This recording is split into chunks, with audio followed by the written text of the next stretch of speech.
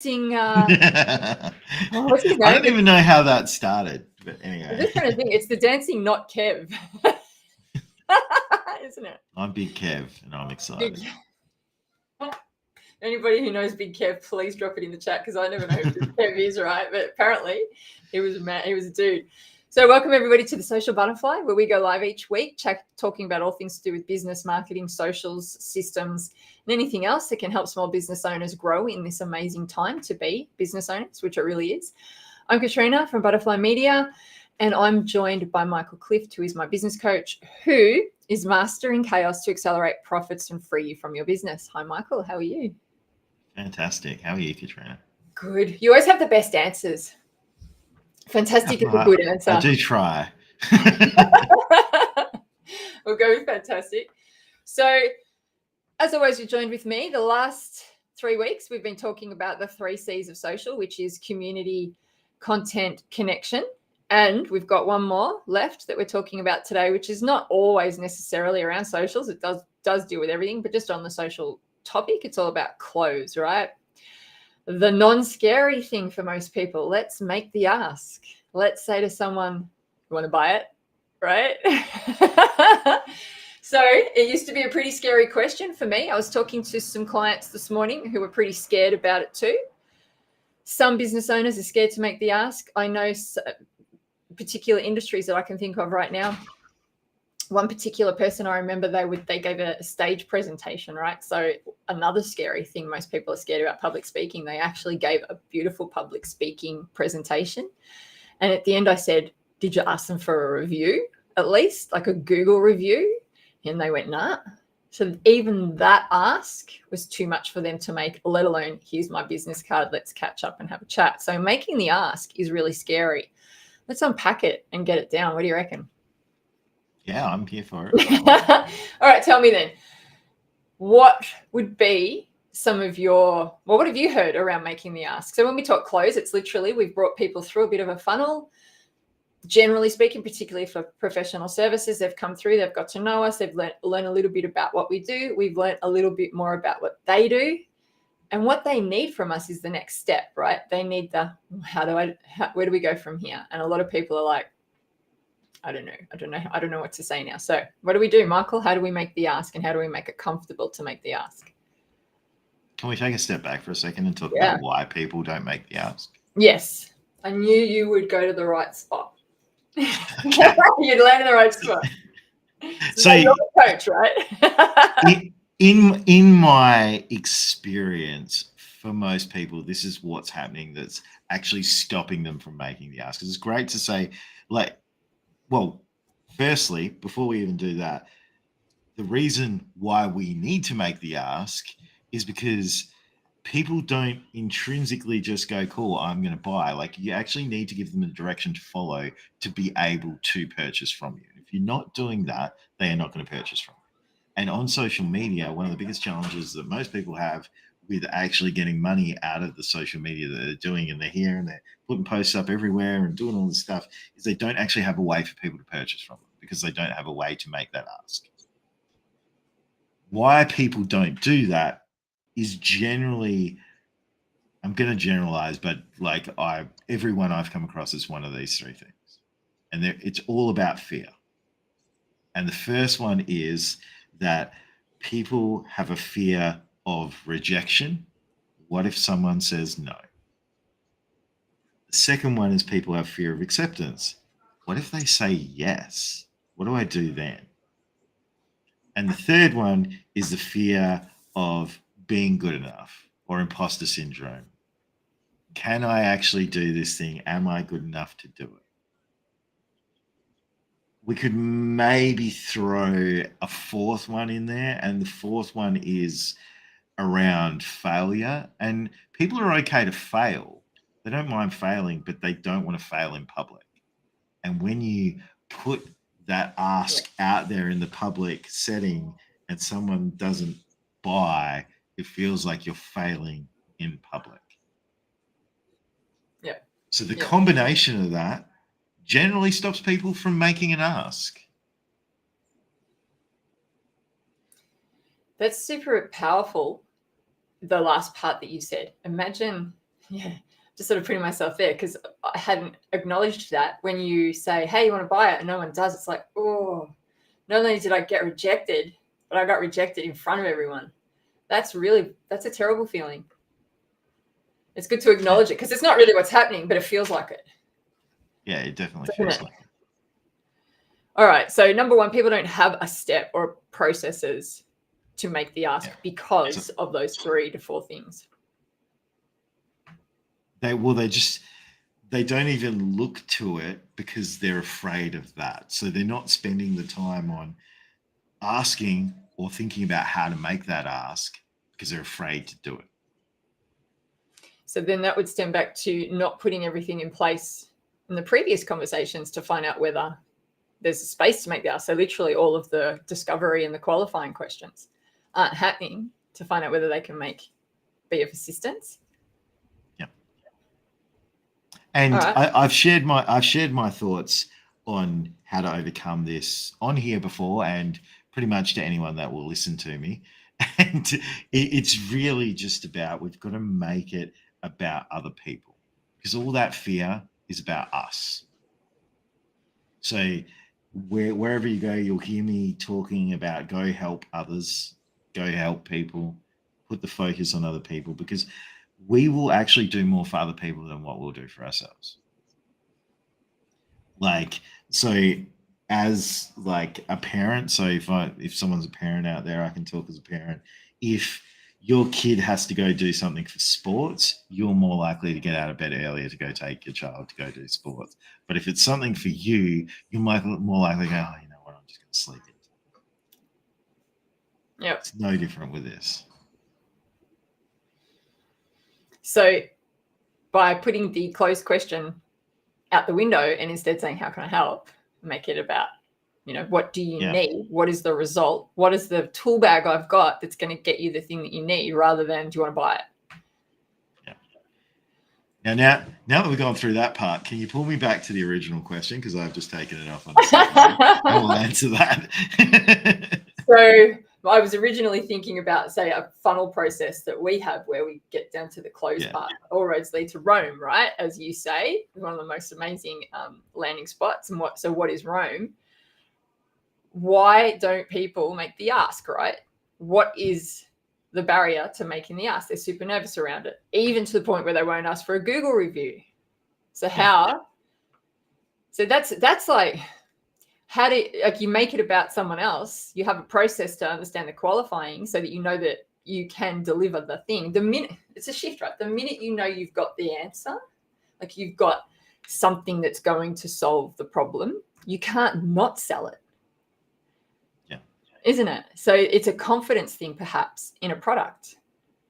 Because what it tends to be is, if you have it set up so that you can make the ask, there's a couple of things. Is either and it's not working, is you're either not asking the right people, or what you're asking for is the wrong thing. Okay, so let's elaborate. So let's say I have this amazing $10,000 offer that will completely transform a business, and there's X amount of work you got to do and whatnot, right? And we take that and we go to all the startups in the world that are doing it bootstrapped, that don't really know what they're doing yet, don't really have any money, and go, hey, pay me 10 grand. They're not going to do that. Yep. So the offer might be right, but we're putting it in front of the wrong people.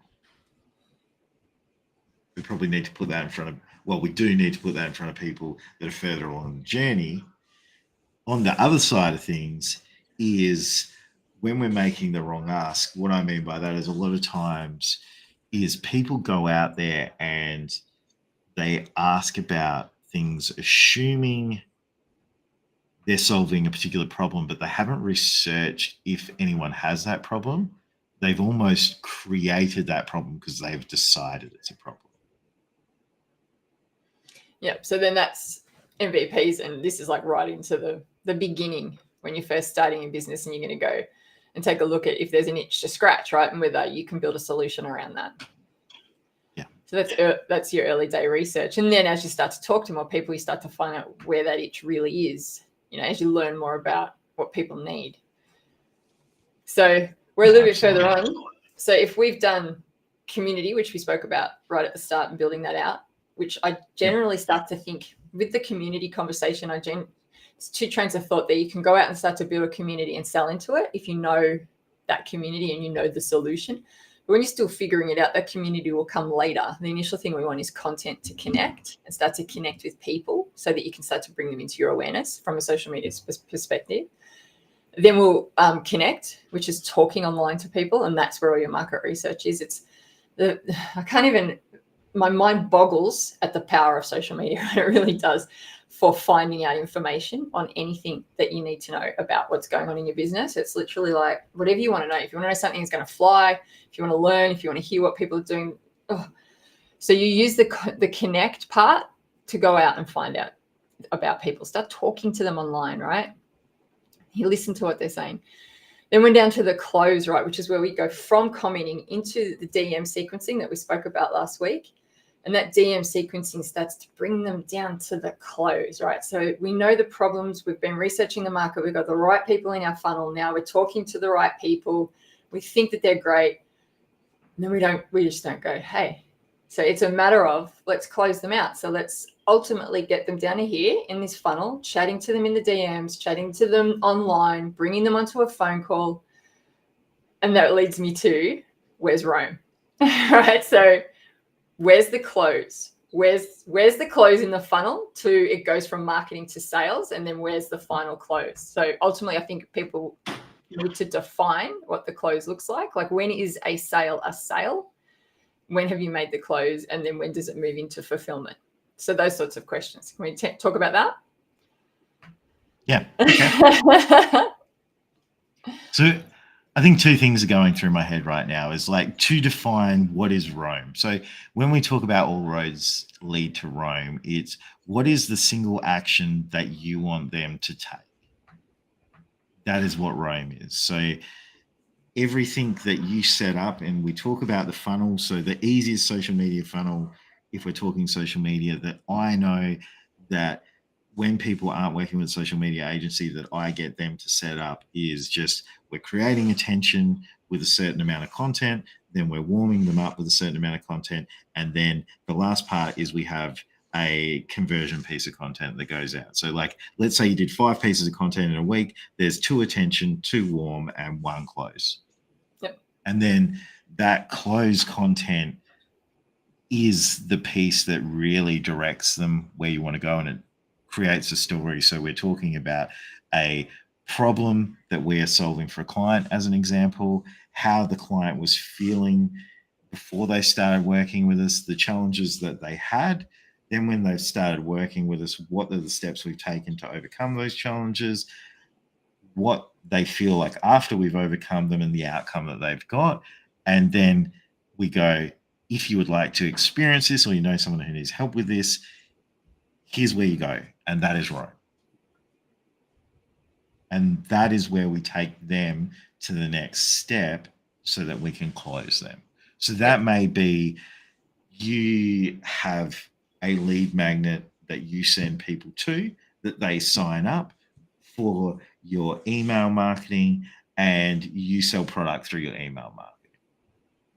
Or that could be it's a offering that they sign up to that you then, when you see they signed up to it, you go to the DMs to talk to them about it and take them through to sell them into something else.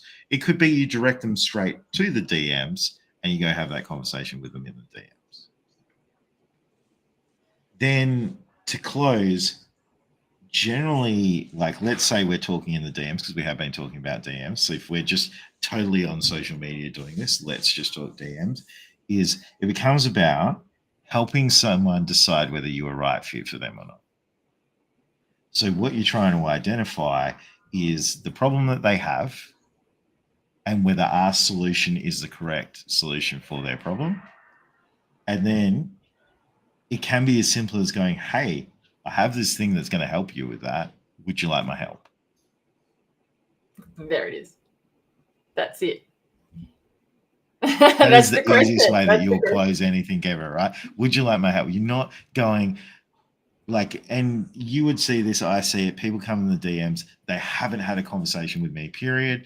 And they're like, hey, I can generate you 100 leads every week with this. It's going to cost you 2K. Do you want it? Yeah, exactly. I don't actually know whether I need leads or not because I haven't had a conversation. They're just making an assumption. That's right. And that's what a lot of people do. And then they get rejected. And then people say bad things to them, and then they feel bad, and they get a negative thing, and they're like, I don't want to feel that way anymore, so I'm not doing it. Whereas if you generally, so I'm running a new program right now.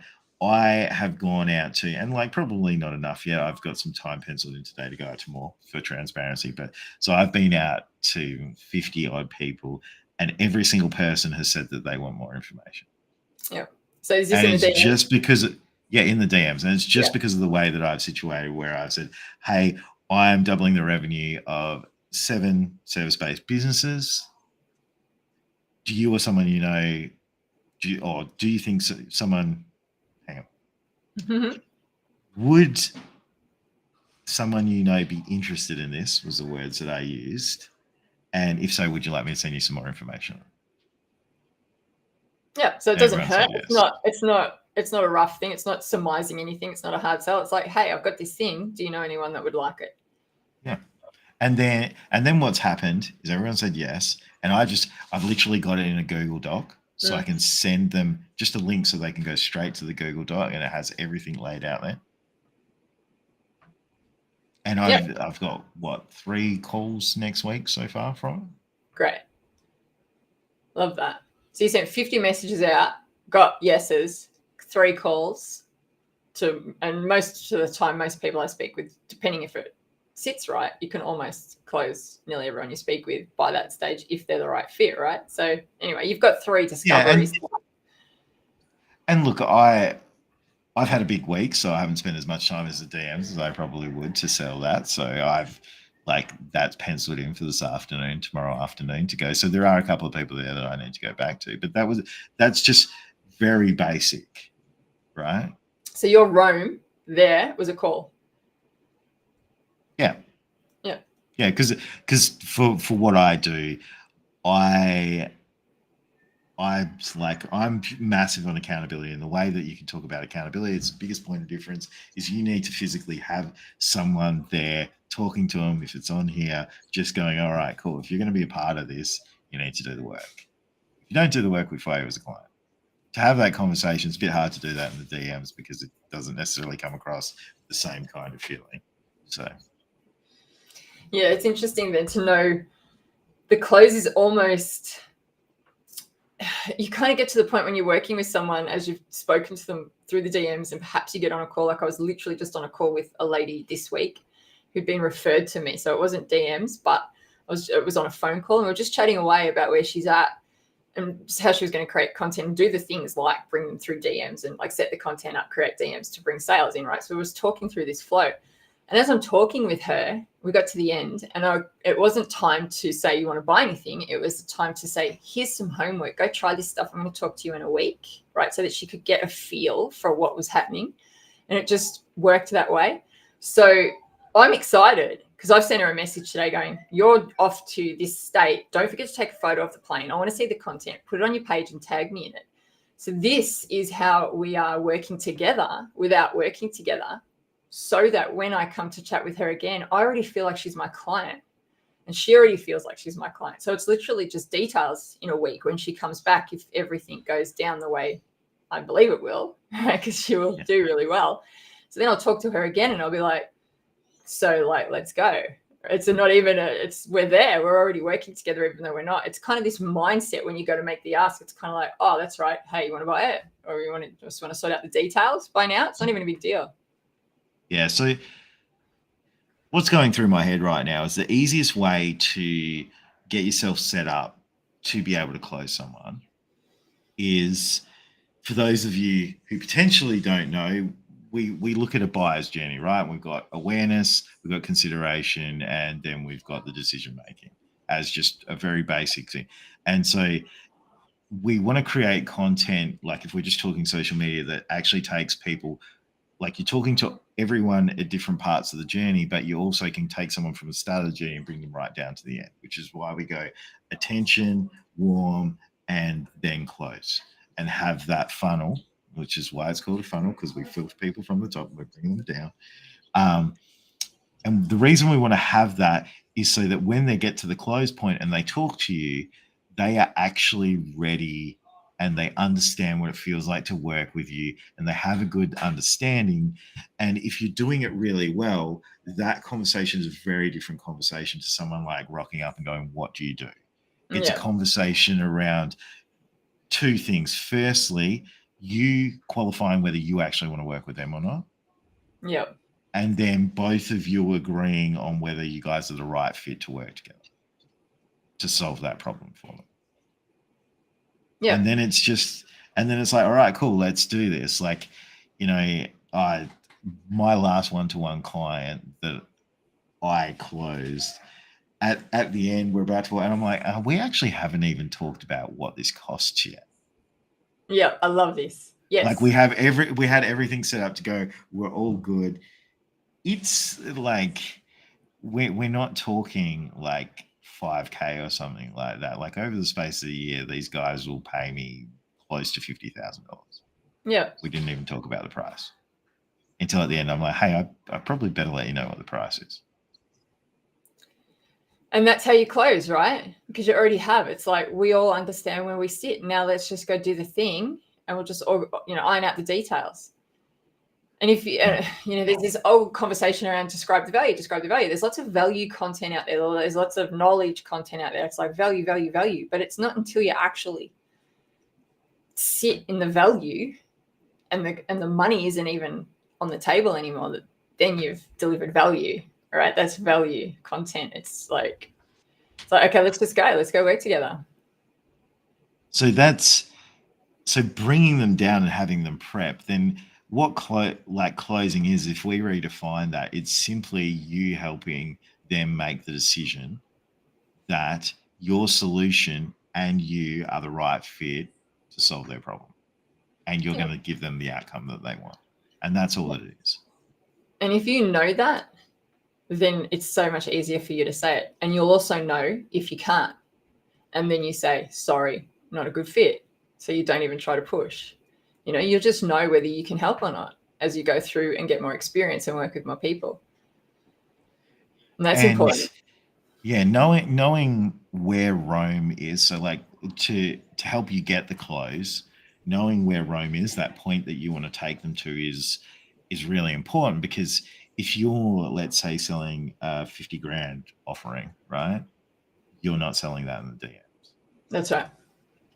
At least I wouldn't. If someone can, awesome. I'd love to know how you do it. Yeah, me too. Let's get them on the show, right? You can sell 50K in the DMs. The difference is can I sell a $5,000 off in the DMs? Absolutely.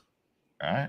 And like one of my clients who's never done it before, we actually sold out one of her programs in a week, from her having this course that she thought she was never going to sell, to us grabbing that and going, cool, this is what the thing we're doing. And from that day to the following 7 days, we'd sold that out with 15 people in it, just using DMs at a $2,000 offer. Yeah, right. Nice. So yeah, it's doable, but like the barrier is the fear around making the ask, and then actually making the ask and knowing what you're asking for. Yeah, knowing what you're asking for. It's definitely that. And knowing where Rome is and knowing what your capabilities are. Like ultimately, yeah, if you can get to a 2K close, the first time you've done it, you'll be like, I can never do that. Then you do it. You're like, okay, that's the process to get a 2K close in the DMs. And I know that. So that's what my ask is. That's where Rome is. And then obviously, if it doesn't quite work, you've got ways to get people on a call or whatever it is they need to do. So closing is all about knowing where it is. And when it comes to social media and all the conversations that we've had recently, that close in the DM would be either, for me, when I'm working with clients, or even myself, depending on what I'm offering, it's a call. I just want to get there as quickly as possible and just chat with them. a lot of people send people to links, and for you it works so they could go and see the offer and then come back to you. That's a thing that works really well. But I hear a lot of people say, here's the link to my website, go and check it out. Here's the link to my landing page, go check it out. It's like, no, let's stay here and talk first, get on a call, or say to them, once you've got their details, once they're going through the funnel and, you're saying, would you like to know more? And they're like, yes. And say, give me your email address and I'll have you registered in something, or give me your phone number and I'll contact you. Right? Once you get that phone number, that's the first big yes, right? That's the first sale, ultimately.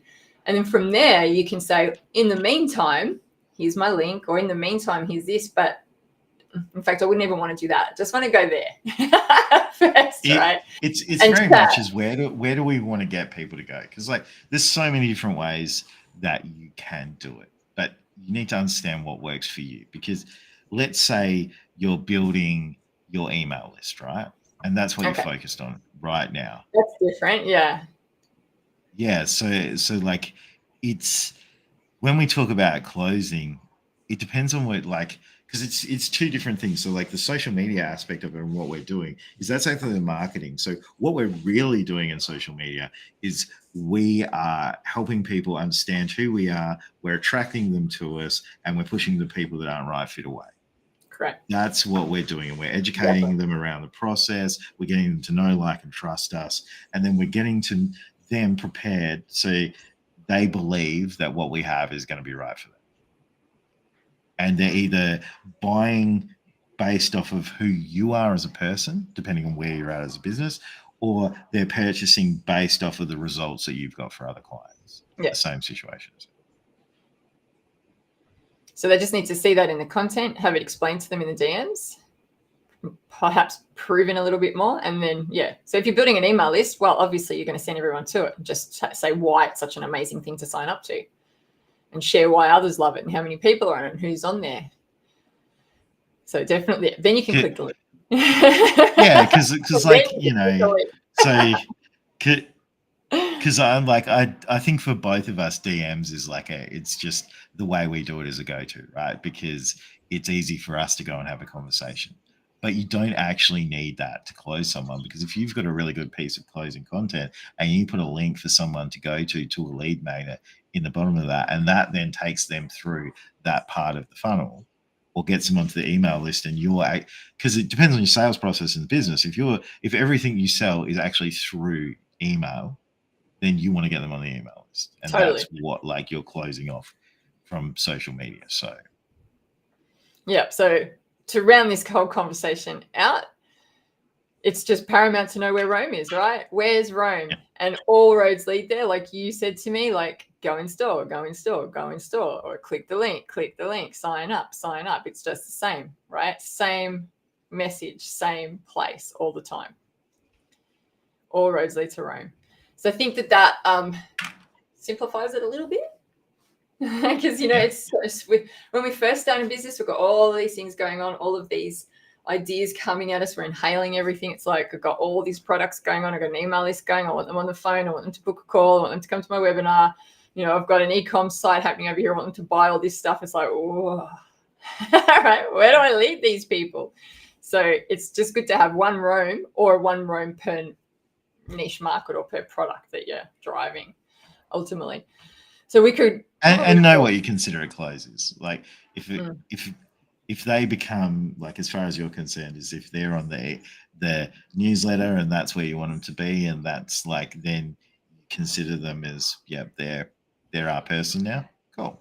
If it's they need to have purchased the program, well, that's what the close is. How we're getting define the close. It also helps if you do have a sales team, so they know when their close is, right? But it also helps Oh, yeah. I say that to myself and to small business owners I work with. When's the close for you? Is it when the dollars are in the bank, right? When they've paid the invoice, or is it when they've signed the contract, or when they've verbally agreed? It's just, you need to know, so then you can measure it and run at that more. It's always dollars in the bank. Don't know what you're talking about. Oh, wait, you're not doing this? In my industry, it's always dollars in the bank, right? People will say yes right up to the point, and they can pull out at any given time until there's money paid. So it's not up to, we're not just doing this for the passion. It is, but you can't. People won't do the work until they've paid. Money's a motivator, right? It's a motivator. All right, so that rounds out our 4 C's of socials, looking at community, content, connection, and close. If you have, guys, any questions and comments around these 4 core topics for socials, if you are interested in learning how to manage your social media to create these things, I have a social academy. My doors are open at the moment, and it starts on the 10th of April for 3 months, where we run through exactly these topics and get you doing this generally within the 8 weeks. The current students I have right now are running massive DMs, and they have 3 sales calls within the first 8 weeks. And they say to me, Kat, every time I open up Instagram, I'm full of messages and I can't handle it. I don't know where they're all coming from. So we were literally just talking yesterday about eating the frog and making sure that we do all of our DMs and prospecting first thing in the morning and get it out the way so that we are on top of it all. So imagine having that problem. So if you'd be interested in that, by all means, let me know. I'd love to chat with you about it. Michael, what have you got going on? You got a few things? So many things. If you're a service-based business owner and you want to double your revenue, let me know. I can vouch for him. He goes all right? But if you've got any other comments and questions or anything around what we've discussed, or you'd like to come on the show and chat about what you do, particularly in relation to what we're talking about, or what you do in relation to what you do, it'd be great to chat with you. We'll change the topic out based on what you'd like to know in the coming weeks. Michael, I'm sure we'll start to crack open some business chat, systems chat. He's a wealth of information, particularly when he goes quiet. I know that it's just going to explode for a second. He's got a lot to talk about. So it'll be over into the business side for the next couple of weeks, I'd say. So thanks everybody for joining us for this series. It's been awesome having you, and we'll catch up soon. Thanks, guys. Thanks, Michael, as always. Thank you.